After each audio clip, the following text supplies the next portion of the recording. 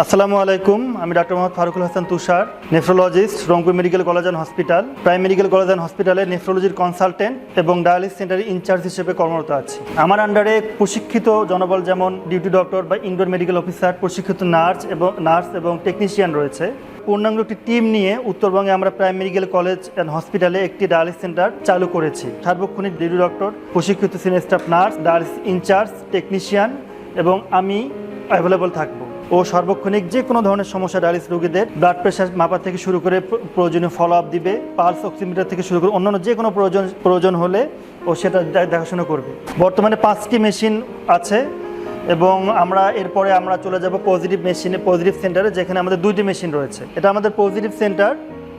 আপনারা হয়তো বা জানেন যে এখানে 2টো মেশিন আমাদের চালু রয়েছে বর্তমানে।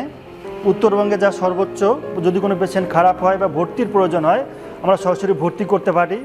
এবং আমরা এটাও জানি যে ডায়ালিসিস রোগীদের খুব ফ্রিকোয়েন্টলি সিসিইউ, এইচডিইউ, এমএসডিইউ বা আইসিইউ লাগে। এইসব সার্বক্ষণিক সুযোগ সুবিধা কিন্তু প্রাইম মেডিকেল কলেজ হাসপাতালে রয়েছে। এখানে অন্যান্য সকল ডিসিপ্লিন আছে, মেডিসিন, সার্জারি, গাইনি এবং সমস্ত সেবা আপনারা এক জায়গায় সেন্টারে যেতে পাবেন। আশা করবো আপনারা এখানে এসে কখনো আশাহত হবেন না। আগে যেখানে ডায়ালিসিস নিতেন এখানে এসে ভালো লাগতেছে।